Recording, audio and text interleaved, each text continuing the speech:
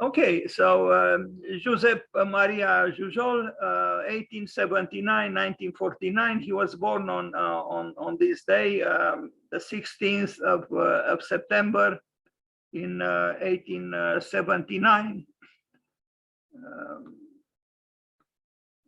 So, you know, I took this short biographical note about him from Wikipedia. Was a Catalan architect.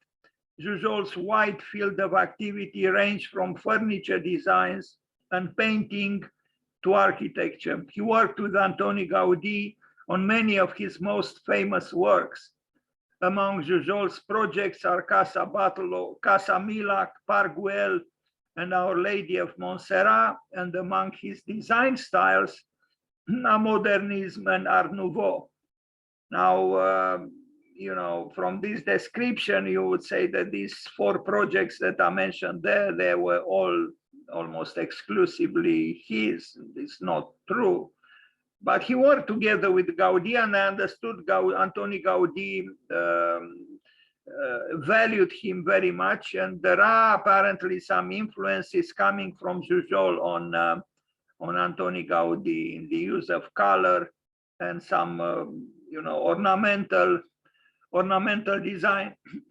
So he was described as Gaudí's light-hearted collaborator. I don't know if he was so light-hearted, but if this means that he kind of lived, you know, in the shadow of Antoni Gaudí, then yes, maybe yes. One of the most subtle, original, unprejudiced, and provocative personalities of contemporary art. This is how this person described him, Carlos Flores. So it's not a little thing, most subtle, original, unprejudiced, and provocative personalities of contemporary art. Well, contemporary art, meaning from the time when Jujol lived. And there are all kinds of websites where you can find his work. So he is acknowledged, he is known. But being that, you know, he lived and worked in the shadow of Antoni Gaudí, you know, some people thought and think that he was so-called unlucky. This was the man.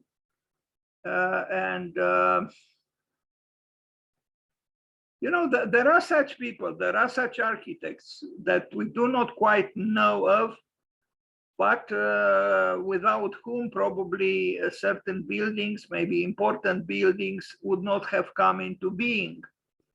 And I think he is one of such architects. There are very interesting architects that are a little less known. I think those architects should be known. He, you know, he brought in the collaboration with Antoni Gaudí a certain exuberance which complemented or added to the exuberance that Antoni Gaudí had already himself. Maybe he didn't need an additional exuberance, it's possible, but you'll see the work of Josep Maria Jujol that it can be indeed very exuberant. So Casa Batlló, in collaboration with Antoni Gaudí in Barcelona, 1906. He decorated the first floor and created the sacras and added ceramic on the building's facade.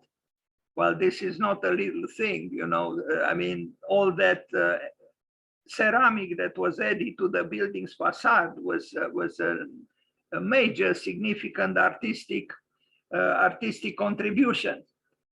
I'll show you images of this well-known building. Of course, for the rationalists of today, for the functionalists of today, this kind of architecture is almost unacceptable because, first of all, we got rid of ornament. So today's architect cannot even imagine indulging in this kind of, you know, colorful ornamentation, capricious even, you know.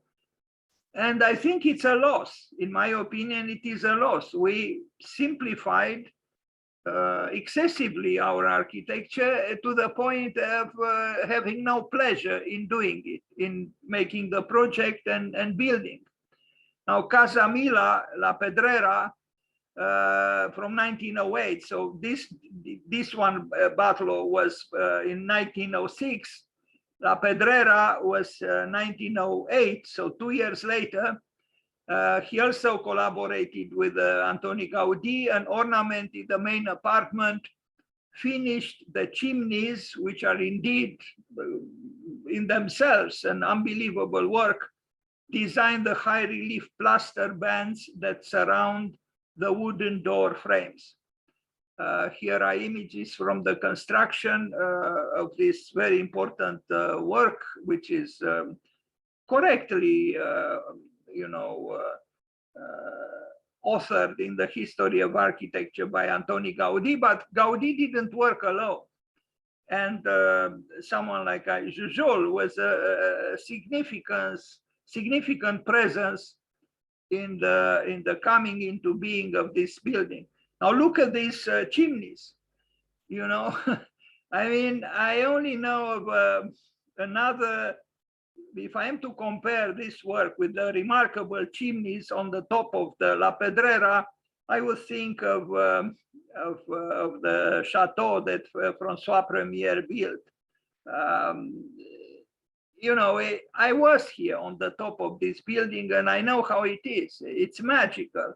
People meet here in the evening, at least before the pandemic, and there are concerts and talks and all the rest. You see already here some people, a group of people.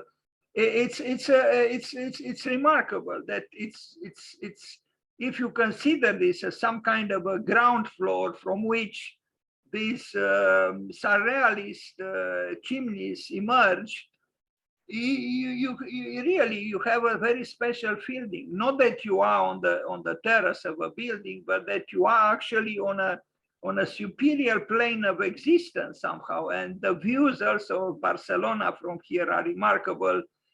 You see people that are everywhere because this part. Now I am asking you, how many people in today's world with our buildings go to the terraces of our blocks of flats and have moments of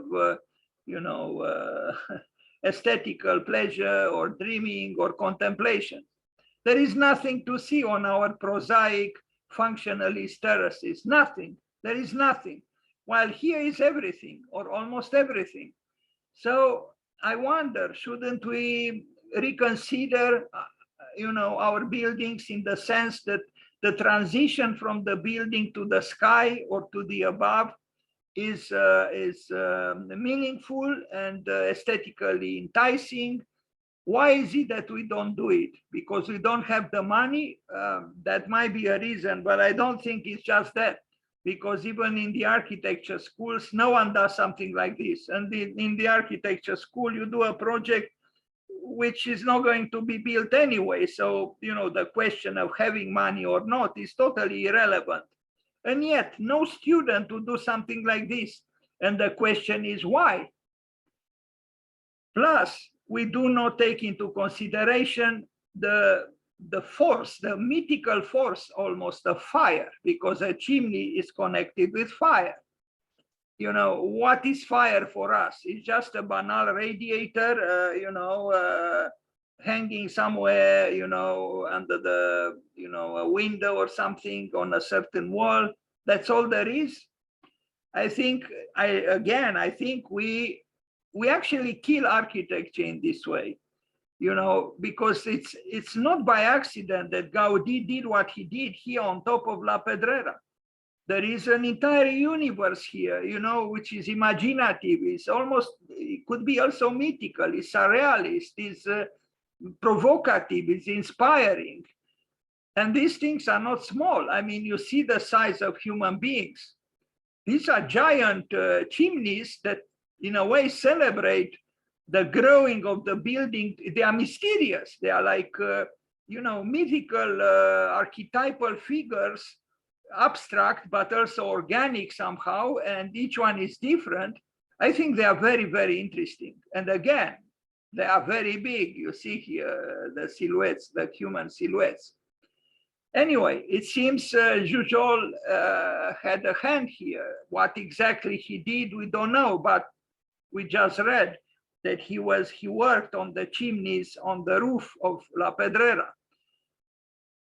Really, when I see something like this, I feel dwarfed by the smallness of my age, by the banality. I mean, yes, we can do interesting things. We have parametric design, we have scripting and programming, but still, most of our buildings are very banal. Very few people do fluid architectures.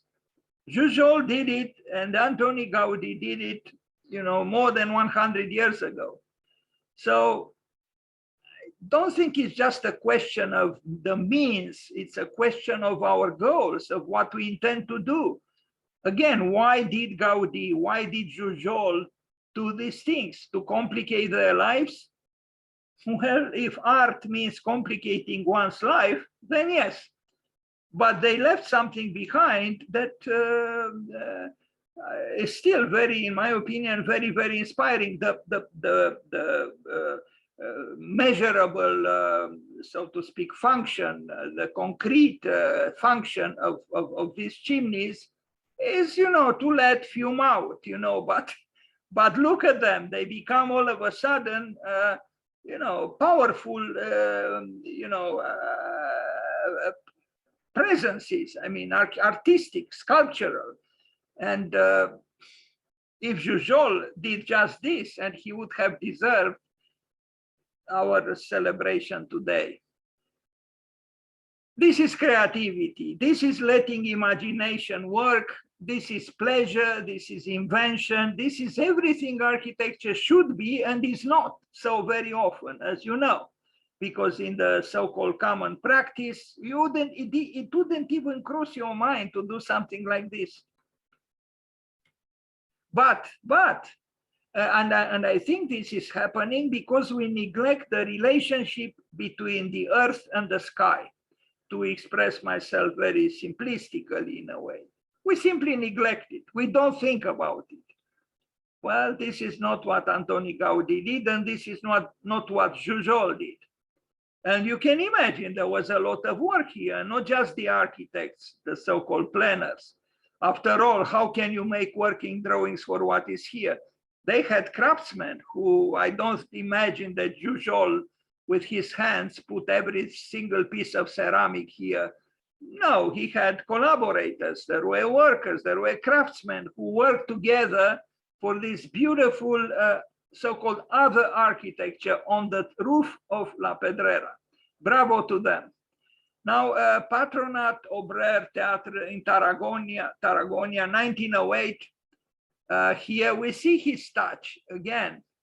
It's, you would say, what's so great or significant about this? Well, I think it is, because in an otherwise, possibly, rather commonplace or banal interior, he introduced the mystery of what architectural poetry is. And this is what he did here. Maybe here is a little bit more, predictable, but not this one. This one is a creation in itself. And I think we need such things. But again, they are not, these architects were not rationalists. They were not functionalists. They understood that life without beauty is not to be lived. And they try to oppose the lack of what we call beauty. Yes, the steps are similar to what we do today. The chairs, perhaps, these are new, the ceiling, but there are these interventions, these exceptions to the rule, even the pictorial intervention. Who would think today to do something like this with flowers and leaves and so on, with various colors? I don't think there are many who would. Anyway, look at the ceiling. Why would they do that? Why would he do this ceiling? And my question is, why not? You know, you would say, well, it's nonsense. You know, it could very well be flat and cheap, and that's it, basta. Well, you know, then we say goodbye to architecture. You might like it, you might not like it, but you cannot be indifferent to it, as you would vis-a-vis a hanged, you know, hanging ceiling, a flat hanging ceiling.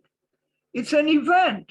This ceiling is an event. It's provoking you. It makes you think. You know, you might not like it. It depends on the subjectivity of your likings, but you cannot be indifferent to it. It's memorable. You remember it. Why? Because it has personality. It has uniqueness. As these fragments of this wall, as it's just a wall, but look here, you know, with this ceiling and this edge of the wall, and even this, all of a sudden, this room has character, is unique, is different, it says something. It makes you stop. It makes you wonder. It makes you contemplate. So what can we say? Torre San Salvador in Barcelona, 1909, 1915.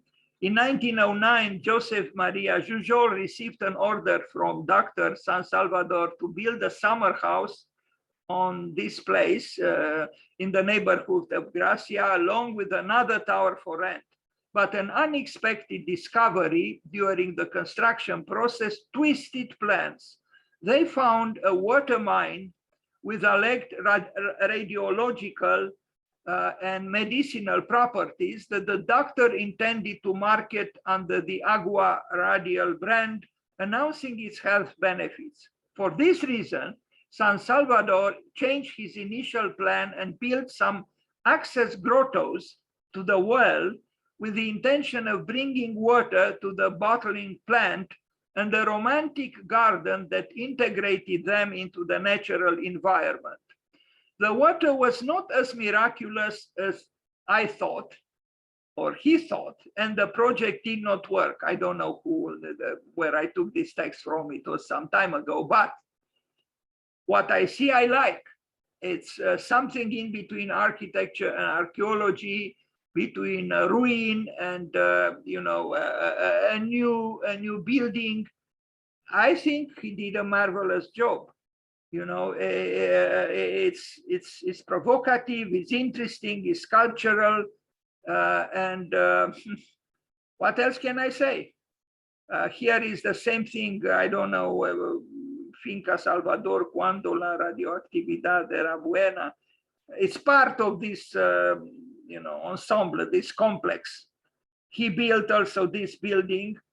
And you see, you know, even this was not a major investment, so to speak. But look, the gate, the openings here in this facade, the windows, they all are eventful. They all say something, you know, even at the top. And I think mainly this is because, look at this so-called detail here, you know. This is what happens when you do not say no to ornament. You have the chance to bring in a richness which otherwise with great difficulty might be there, because in my opinion, architecture is not just about space. We are obsessed with space and nothing else but space. But space, I mean, you know, what is so remarkable about the space here? We have a, you know, a facade, we have a wall with an opening on it. It's not really about space. It's about the character, the personality of the wall, the artistry of carving the opening into that wall. This is also ornamental. So, you know, there is a lot of ornamental work here, which gives personality and character to what we look at. Why is it that we reject ornament these days? I mean, this was built around the time when Adolf Loos was accusing the ornament of being a crime. But in my opinion, structuralism or excessive concern with structure in the absence of the ornament could also lead to a crime. The crime of the cold, blunt, sterile obsession with structure. Structure and the structure and structure leads to inevitably to coldness and sterility, repetition, rationalism, boredom. Ornament is important as an expression of contemplation, the contemplative side of life, which is a reality. I mean, again, it's a small facade. Its dimensions are not, you know, a giant, and yet it's eventful. I feel like stopping. If I pass by on that street, I feel like stopping. Perhaps not so much to look at that motorcycle, but to look at that facade. And then, of course, there is the tectonics of the work. You know, the heaviness and I would say the beauty of the stone, the beauty of the brick. We see the intervention of the architect or the craftsman who helped the architect carve in a certain way this arch. These are interesting things that we don't do any longer, you know, obsessed as we are with efficiency and, you know, rationalism and so on. I think it's a very nice work, you know, and it's an architecture which does not dwarf nature, but collaborates with nature and collaborates with the earth, collaborates with the stone, collaborates with the sloping land. I think it's a very skillful work. And also inside, look what is inside. Look at this cellar. You know, look at the brickworks. You know, I mean, Antoni Gaudi also did amazing things where you wouldn't expect it to be amazing. Here is, I mean, you know, again, I think we impoverished architecture to the point of despair with our rationalism. Who would do something like this in the cellar? No one today, really no one. We'll say this is expensive, or we don't have the craftsmen, we don't have the bricks, why should we be playful like this? Why should this support be like this and not vertical? Because we think that supports can only be vertical, which is not true. Anyway, the imagination that they had is overwhelming, and for me at least, it dwarfs me, it humiliates me. I mean, it elevates me on one hand, but I also feel that, you know, I feel bad about my time because we truly impoverished architecture terribly. In general, I'm not saying that there are no exceptions, but look at the iron work. You know, I mean, you know, we wouldn't do something like this. We'll think it's old-fashioned or mad or nobody can build it or who knows what. Look at the brickworks. Both rational or logical, but also with ornamental virtues. Bravo to Jujol. And look at this. Again, who would do something like this on the skin of a wall today? No one. No one. And yet, you know, we are not so removed in time from the time when Jujol built. Or look at this. You know, the functionalist and the rationalist would just put a pipe here and that's it. But now this opening into the wall in the hands of Jujol became an event, and an interesting event, plastically, artistically, aesthetically.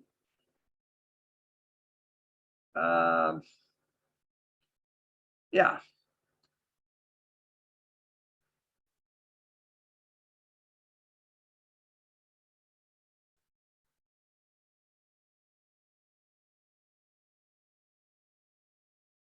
(1909), La Casa del Guarda. Very nice. Even in very old pictures, faded pictures. And look at this, the mystery of the insinuation of architecture, meaning here, because this is done with human willfulness, and then the grotto, you know, the earth with this telluric power. And I like this, you know, this tension between the natural conglomerate, the natural rock, and then, human imagination and geometry, but also, also in a way, a certain capriciousness. I like it very much because it's interesting, it's enticing, it's provocative. An architecture which is not taking you by surprise, which is not, as Renzo Piano said, it's not provoking an emotion, it doesn't deserve the name of architecture. That's the truth. Look how beautifully this stair is done with this arch, asymmetrical arch that supports it, and the smaller one here is everything is an invention. Even the handrail, so simple, so elegant, and yet, functioning very well.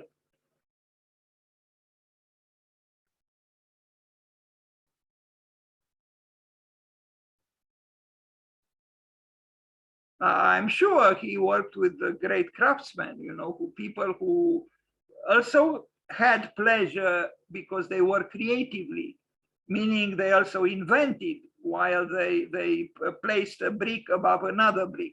Now, another house, Casa Maniac in Barcelona, 1911. This is, I don't know if it still exists. I don't know exactly what it was, like a small store, a boutique. But look, it's surreal. You almost think it's, a scene from a movie. It doesn't seem to be real, but I think it's very interesting. And again, is the artist in the architect who did this. And I think it is high time to give birth again to the artist in the architect, because the architect became really very dry in the name of functionalism and rationalism. Look here, the ceiling. You might say it's excessive. Yes, it is excessive, but it doesn't leave you indifferent. It's a small space. So again, what is the great spectacle of space here? It's not the space. It's just one room, but because the walls and the wall and the ceiling are so complex and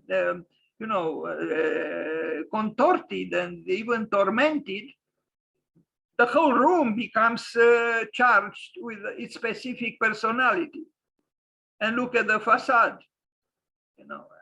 Again, what would the minimalist say? The minimalist would suffocate. The minimalist would say, this is unbearable. I have to leave. Well, you can leave. We would be very happy if you leave, sir. Anyway, Jujol, bravo to him. That's all I can say. Parguel, in collaboration with Antoni Gaudí in Barcelona from 1911 to 1913, he decorated the benches and ceilings with ceramic fragments, possibly created the medallions in the hypostyles hall. So 1911, 1913, you know this park. It belongs to Antoni Gaudí, so to speak. He's the author, but as we read, Jujol decorated the benches and ceilings, which are perhaps the most interesting aspects of this work are exactly the benches, and to a lesser extent, the ceiling and the ceramic fragments and the medallions in the hypostyle hall. But the benches, in my opinion, are very interesting. And, can you make the working drawing for something like this? Of course not. You cannot. Here you need the artist with a big heart and with talent and with imagination and with enthusiasm to take broken plates and play with them ad hoc, spontaneously, as he feels like it. Of course, there was no project for this. Who could make the project for something like this? But it's beautiful because it is spontaneous, it is colorful, it is capricious, it is imaginative. It's a famous work. Yes, he did that. broken plates. Why did they need to introduce such figurative elements here, or abstract? They are both. Well, why not? Because life also is dreamy. There is a dreaming world in life. If we ignore our dreams, of course, we will never imagine building something like this. But that's not what Antoni Gaudi and Jujol did. They didn't ignore the world of dreams as we do. We do, that's the truth. We don't listen to our dreams. In fact, we don't dream any longer. You know, our dreams are with T-square and a rectangle at the most. If you can dream with the right angles and with the T-square and the rectangle. It's a whole world just in the interplay between these ceramic fragments. And what is significant and beautiful here is the chance, the aleatory presence of art. This is an art done not with premeditation, but spontaneously and in an aleatory way. And I think it works very well. Now, maybe here and there was a little bit of willfulness, like in these medallions that were mentioned in the hypostyle hall. But all in all, it's an artistic work. And it was the artist in Jujol and the artist in Antoni Gaudi and the artists in the craftsmen who helped them, because I don't think this was done just with, you know, Antoni Gaudi and Jujol, who made this possible. Now, Torre de la Creu, San Juan de Despí, Barcelona, province of Barcelona, 1913, 1916. So this was done about 10 years before Villa Savoie by Le Corbusier was built, the white manifesto of Le Corbusier. So this thing became the architectural testing laboratory of Josep Maria Jujol. And for this reason, his footprint is clearly visible in the municipality of, sorry, I'm not reading it because I don't know how to pronounce it. A good example of the architect's unlimited creativity is the Tower of the Cross, popularly known as the Tower of the Eggs because of the shape of the domes. The building was built between 1913 and 1916 as a summer residence commissioned by these people. The architects owned. The commission left the architect free, except for the fact that they were to be two twin houses for his sons, Juan and Luis. It consists of 5 cylinders, all of different sizes and heights, which accommodate the rooms of the home. To get there, you have to climb a spectacular spiral staircase, proof of the Jujoli style, loaded with curves and asymmetrical shapes. The domes of the ceiling are also very peculiar and show the dominance that the Tarragona man had of the Trencadis. I don't know what these are. Since 2003, the building has been listed as a cultural asset of national interest. How many buildings that we erect today have the ambition to become cultural assets of national interest? Now, the building is maybe a little bit too fairy tale-like, you know, almost like a gingerbread house, especially for someone from looking from the 21st century. I would agree. I'm not extremely enthusiastic about these mushroom heads, or I don't know how to call them. It has something of a gingerbread house, and this, in my opinion, is problematic. But inside, you'll see, I hope, some images from the inside. There are some very interesting things. You also have to understand that we are conditioned by our systems, even aesthetical systems. We grew up, you know, with a certain education in a certain climate. So certain exotic architectures might be too exotic for us. But look at this parapet. I showed just 2 days ago or so, well, on the 13th of September, when was the birthday of Tadao Ando, a large number of his buildings. And I was commenting on the forgive me, the mundanity and even the banality of his parapets, of his stairs, just glass, plain glass and nothing else. Well, here the parapet is a creation in itself. It's rich, it's complicated, it's complex, it's organic, it's alive, in other words, you know. And, you know, personally, my heart goes for this, not for those glass parapets which have nothing in them except the, you know, the peculiarity of a glass that is so strong that you are not afraid that you might break it or you might fall through it from the stair. This, you know, this parapet makes the architecture alive in this space. The parapet is a major force here because it is, as you see it, it's organic, it's complex, it has you know, a certain, I mean, the continuity is willed, it's obvious, but also seems to be a little bit here and there fragmented somehow. So it's a verity in unity. It's a work that is crafted by human hands and not by the machine. It is not even imagined by, I mean, how could we say imagined by a machine? The spirit that generated it was not the automatism of a, you know, of a machine age or machine. It's subjective, it's artistic. How else can we put it? And we don't do this sort of thing these days, very rarely, if at all. Look, even the frame of the doorway, you know, it's itself, although it might not be a, you know, so-called major doorway or door, but it is eventful, it's studied, it's designed, it's asymmetrical, it's engaging. And this is important, in my opinion.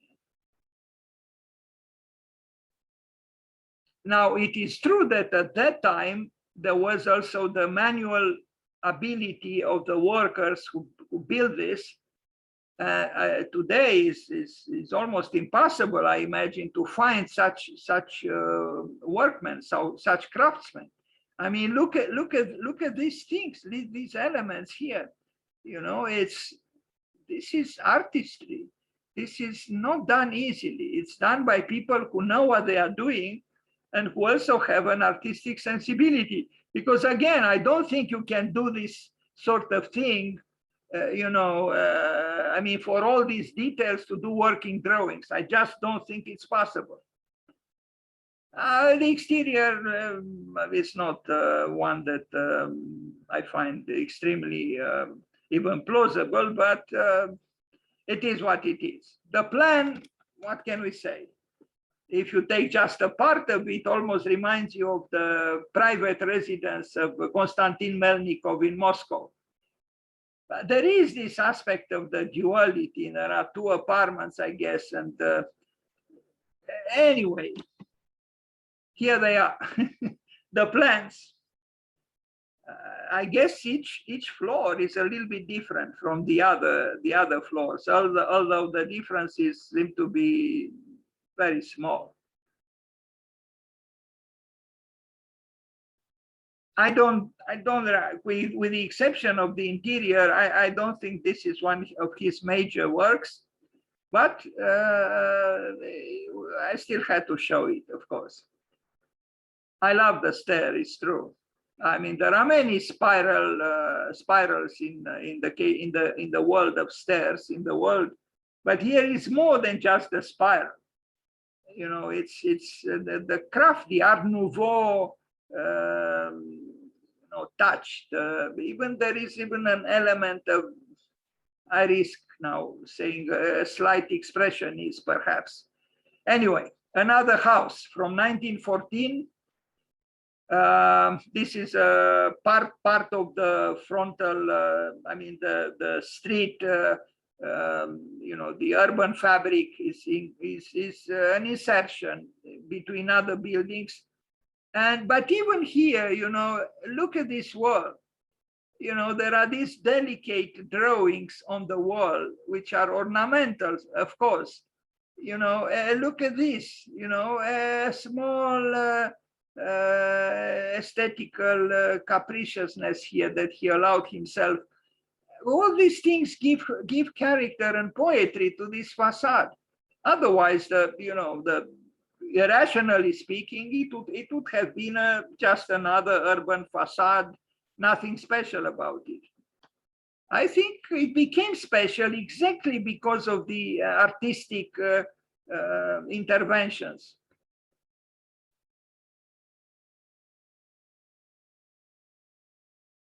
I mean, compare this with this building. Well, and I imagine this one as well. Here, there was a man with an artistic sensibility. He was an architect, and his name was, you know his name, Josep Maria Jujol.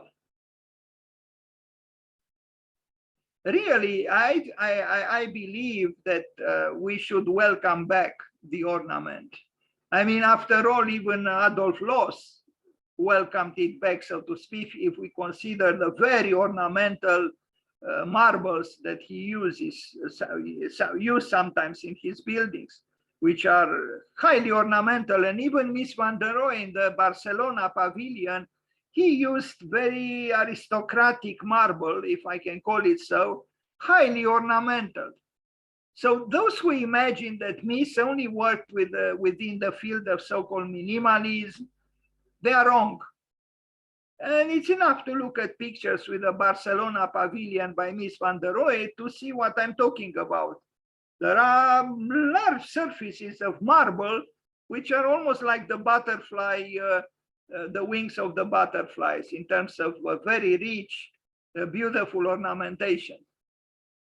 This is not done with expensive material. This is, craft, human craft and, ornamentation. But it is important because otherwise this facade would have been, just like countless other facades.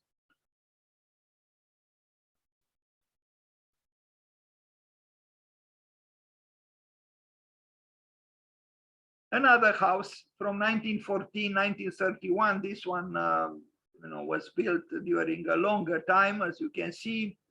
It's a more ample house, but even here, I admire the intervention of the architect in a context without glory, if you want. Yes, there is a ruined wall, and again, it's about artistry. There is architectural embroidery here, as I call it. Look at what is here on the top. We have even a narrative art here. I don't know what to verbalize about this, human presence at the top, but it's really about a richness of artistic expression, which today we do not have. We do not have, because we killed, we actually are killing architecture in the name of what? Functionalism, rationalism, speed, efficiency. This is not an exceptional building, but there are interesting things happening, small details that attract your attention, where you see, in a way, the soul of the architect. Even this beautiful little window in the corner, which the rationalist would say is not possible, because here we need either the column or this is the corner. What are you doing? You are ruining the building. Well, it was not ruining the building, okay? And it was done probably here too. I find it very nice, this touch of artistic capriciousness, as I put it. As for this, tower, if I am to call it so, itself has a certain character. Why did they play with the bricks here in this way? Why? Well, we can ask many things, about nature. Why was, this done in this way and why not in that way? Again, you see the architect indulging in creativity. Even what he did here at the top, I think, is very nice. And I don't know. I am aware. I am repeating myself because I think we can learn a lot from Jujol and from architects like him if we get rid of the many dogmas, functionalists and rationalists that create misery actually in our hearts and maybe even in our brains. Because I think it's very liberating. I mean, look at what he does here. You cannot think of these things when you are at the drafting board or in front of a laptop. This you have to be on the site and work with elements, natural or otherwise, that you find there, incorporate spontaneously, probably to an extent, in the structure of bricks. This is a type of architecture that relies to a good extent on improvisation. It's some kind of a jazz or jazzistic architecture, jazz architecture. And beautiful examples from vernacular architecture testify about the same thing. Something we as rational, so-called rational human beings are not even accustomed to attempt, to do this kind of, so-called hybrid, impure, capricious architecture. Playful, yes, but,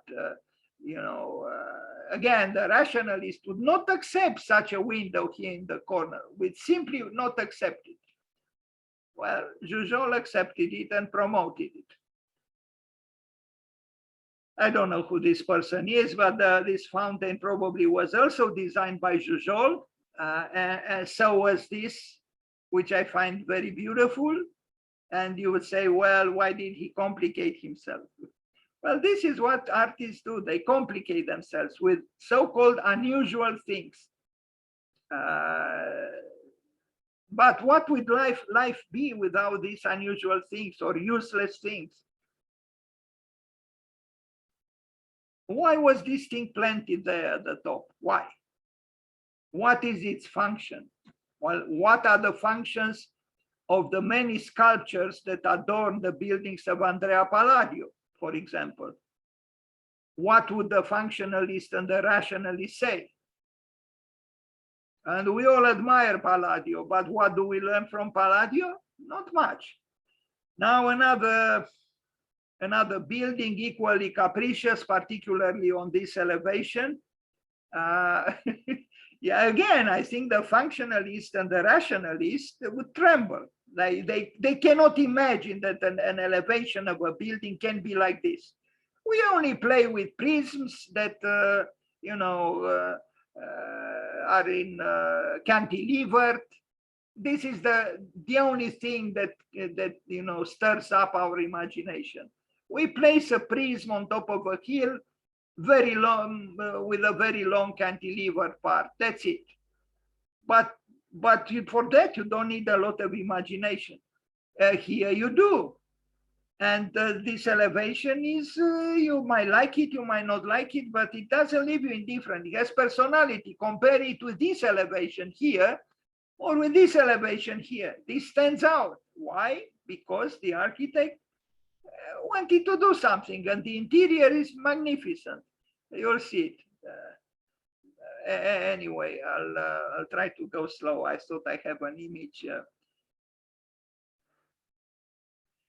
Many architects have talent and attraction towards painting.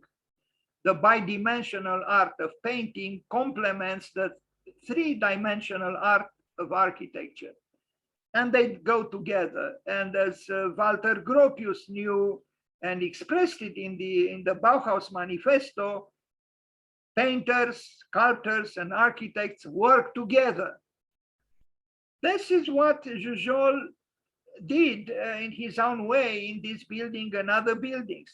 I don't know if he employed painters, but he employed his own attraction to painting and his talent for painting and his interest in ornamentation. And all of a sudden, this space is richer. It's not just space, an abstract space. It's rich, it's colorful, it's complex, and maybe it even has a narrative that I cannot decipher because I don't know, but It's possible. Do we do narrative architectures today? No. What do our buildings say? What is the story that a building tells today? I don't think too many people, too many architects build narrative architectures, buildings that tell a story. Our buildings don't tell any story. This is the truth. They might be interesting as three-dimensional constructions, I don't know, in terms of space, but that's about it. There is nothing else. While here, I mean, just look here, it's so much richness. And he did this without the computer, without parametric design, without scripting and programming. Again, you would say, why? Well, why did he do this? Why this? Why this? Why two colors? Why and why and why? Well, we don't ask this question in front of most of the buildings of the present, do we? Because there is nothing to ask.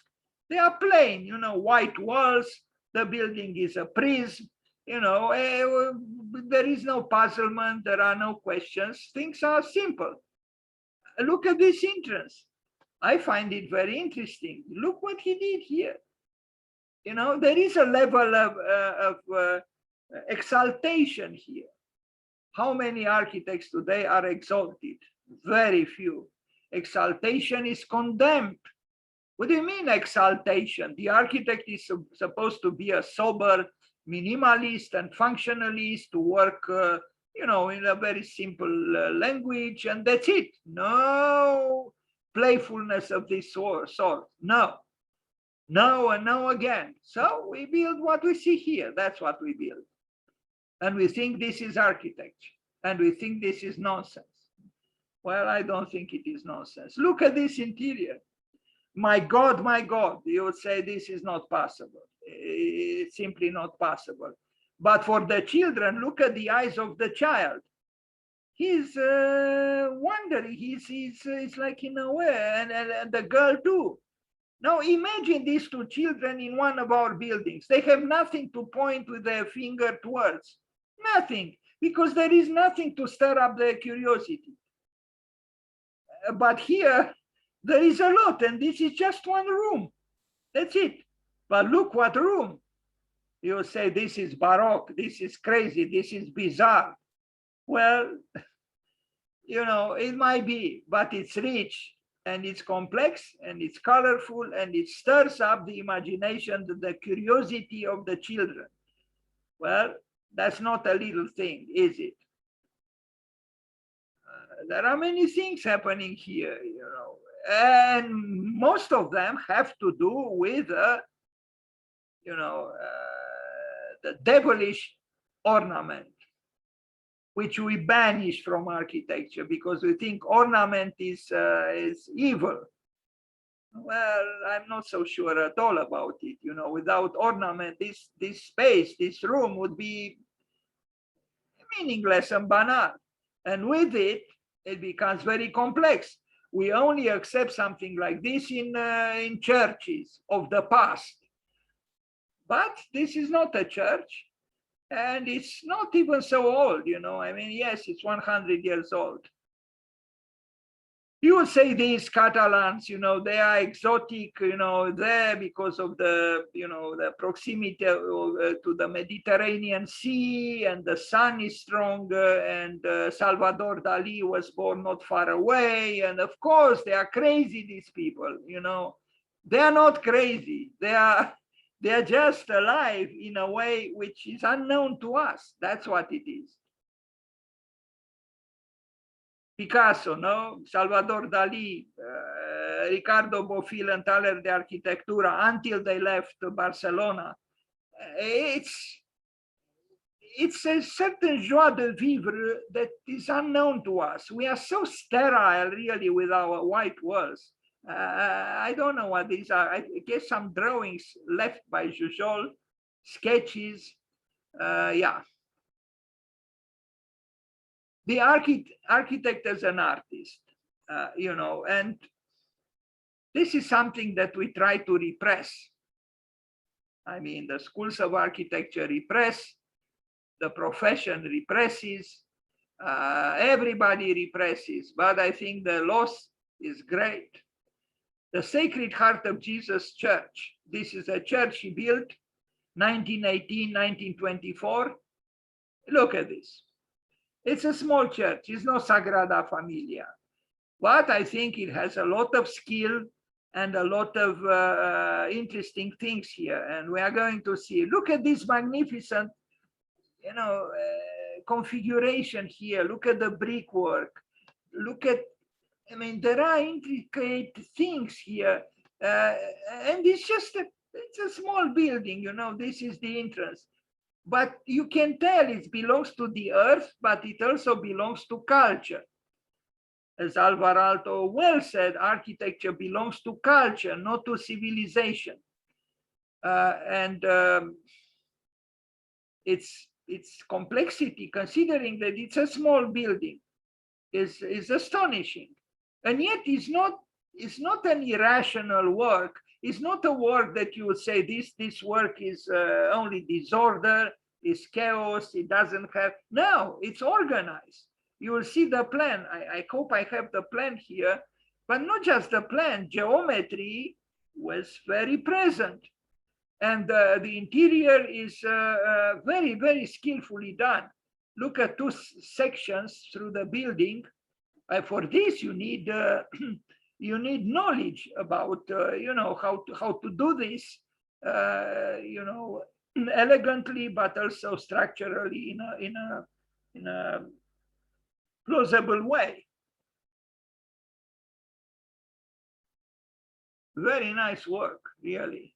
Jujol, who is probably unknown to at least 95, if not 97, if not 98% of all architects in the world, if not more. And I hope I have here even the drone is there for some quick pictures. I hope I have. I want you to see the structure inside the church, which is beautifully done, and I think it's beautifully done because it is both about multiplicity and unity, verity and unity. Again, it's not Sagrada Familia. In a way, it's a more subdued work, more reticent work, if we can talk about reticence, looking at what we look at. But since architecture is about quality, not quantity, I think it's a very, very fine work. And it might be that this person here and those who take pictures, some of them might be architects. I hope. This is the plan. And I love this plan. I mean, look at it. It's actually rational. But then at the center, we have the big enigma of the big X, which could be a metaphor for God. It's symmetrical, this part, if you take this axis here that divides the building diagonally in two parts, it is in good measure a symmetrical building with a slight asymmetries, and this makes it interesting, exactly like in nature. In nature, there are such betrayed symmetries. I think Jujol was a superior architect, and is shown very well in this building. Now, the modernist would say, wait a minute, isn't this a square? Approximately, yes, it does seem to be a square. Well, why complicate ourselves with all these unnecessary things? It's a square, right? Let's make it a cube, and that's it. But look at the beauty of this drawing.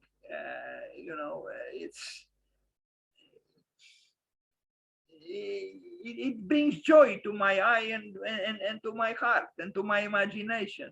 And it's not complicated. It's not a complicated architecture. It's both ordered and slightly disordered, which makes it alive. Now, this is a recent, graphic representation of the plan.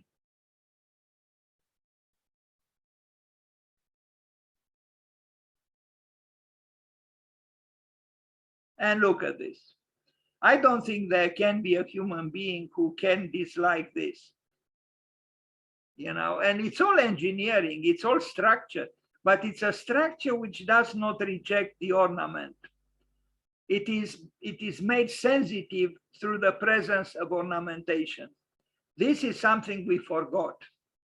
But when Patrick Schumacher declared not too long ago that ornament and structure should not be separated, and he's right, they should come together, the structure and the ornament. Here you have both.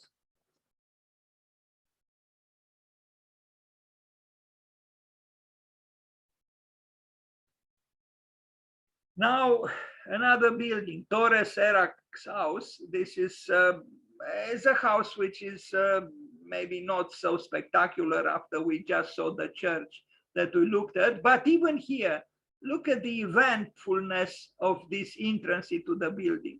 I don't know, maybe he was also operating here with an existing building. Maybe he just added certain things, I don't know. But all in all, he added something to this building, particularly this part at the entrance, then certain ornamentations around the windows, trying to make them eventful.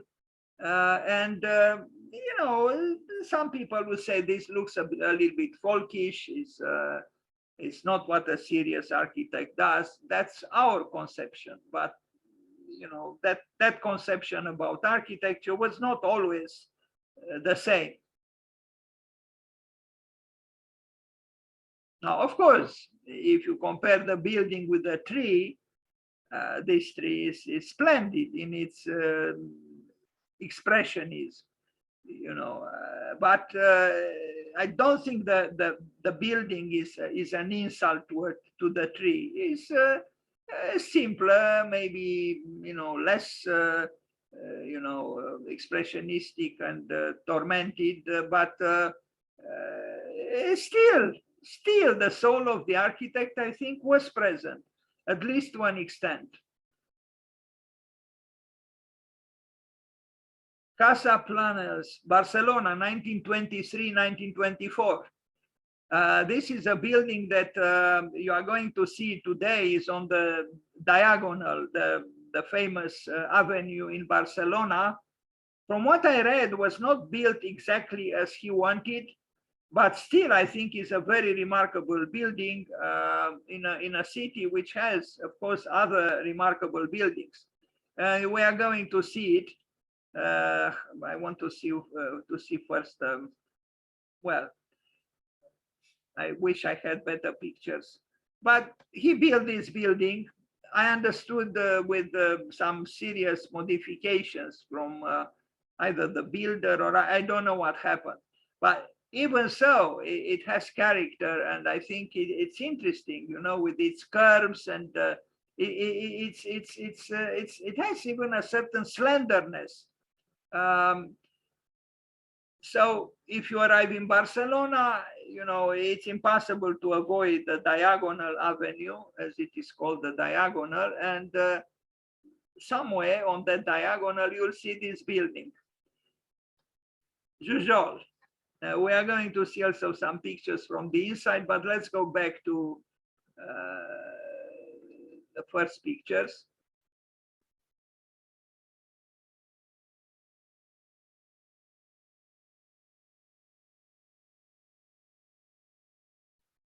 If we compare him to Gaudi, Antoni Gaudi, we can see that at least in this building, he's a little bit more, you know, moderate. Now, I know that Oscar Wilde said the moderation is fatal and only excess succeeds, but I don't know. In another place, I think he said moderation should always be there. There should always be moderation, and even moderation inside moderation. In other words, to be moderate even about moderation. He played a little bit with words, but in other words, you know, if you are moderate, you should put a limit to that moderation and sometimes allow excess to manifest itself. And there is this here, this you could say is the breaking of the moderation through the excess of this so-called irregular shape, which, in a way celebrates the meeting, the conjunction between the building and the diagonal avenue and with the city at large. So it's charged with a certain expressivity that is probably needed. At least this is what the architect Jujol thought. He could have left the building this way, but no. He understood that, perhaps because of the special positioning of the building should give something to the street, an important street, an avenue in Barcelona. And he did. Exactly because of this so-called monstrous distortion, if you are to use such words. Jujol in Barcelona.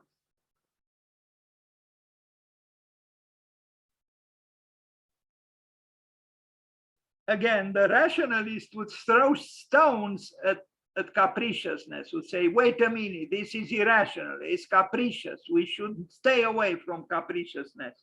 Why? It's part of life. It's part of our subjectivity. And subjectivity cannot be erased. And I think shouldn't be erased. An old picture. Yes, they do have a lot of motorcycles in Barcelona. It's true. Just like in Italy, some places. Anyway, Josep Maria Jujol. Now, Montserrat Sanctuary, in full name, Our Lady of Montserrat Sanctuary. This is another church. It's called the Sanctuary. It was unfinished from 1926 to 1935. La Otra Sagrada Familia, that's how it was called, the other Sagrada Familia. It's not part of the city, it's on top of a hill, it seems. And it's interesting. I personally like more the other church because of the brick, the redness of the brick. This one, for my taste, is a little bit too grayish and whitish, but it has qualities, no doubt, because there is a lot of weaving, and architecture at its best, in my opinion, cannot say no to weaving.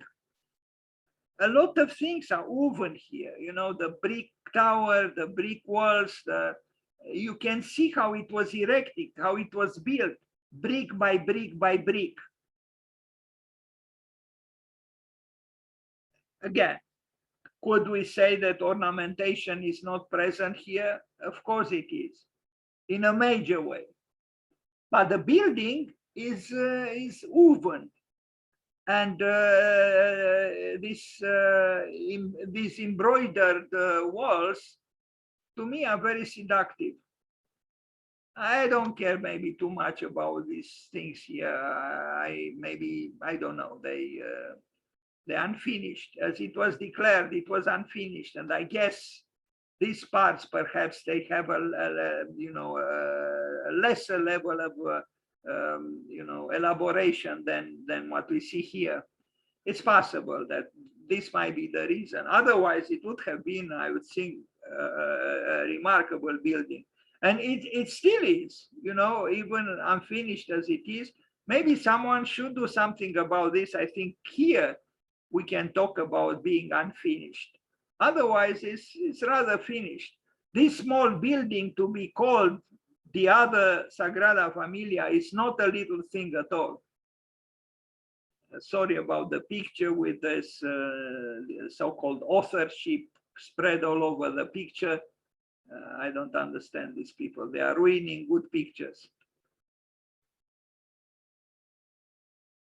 Even a small building can be meaningful and beautiful if you put your heart and your talent in it. Look at this. This is architecture. And let's compare this with what we do. Well, Most of the time, we cannot do that comparison. Because here there is a logic, a structural logic, but there is also an ornamental logic, if I can call it so. You know, it's function and beauty, or form and function. They complement each other. You could say form follows function, but you could also say maybe function follows form. They complement each other, yes. Plus, form has a function. Its function is beauty, and beauty is needed. Without beauty, what would architecture be?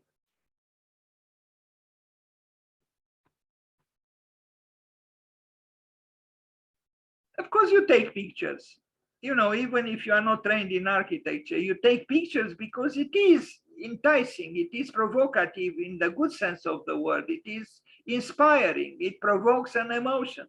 Then you search for the camera. Look at this. You saw it's a detail. Look at the intricacies of the brickwork. You know, I mean, this requires a lot of knowledge, not just inspiration. And again, he benefited, I'm sure, of great craftsmen. You cannot be, look, it looks like a giant cathedral when in fact it's very small.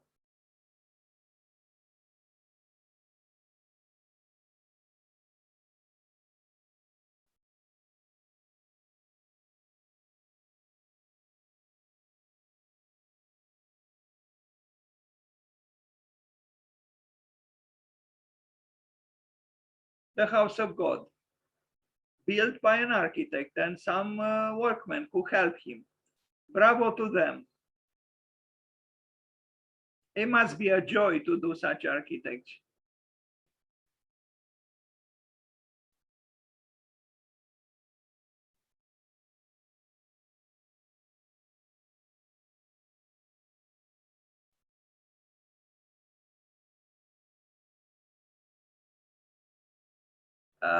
An architect with bad luck. This is how he was described, Jujol. But looking back on the works that we saw done by him, I don't think he had such a bad luck. He left something behind. There are books being published by him. He created beauty, and we talked about him today on his birthday. Happy birthday, Jujol. And thank you for being here today.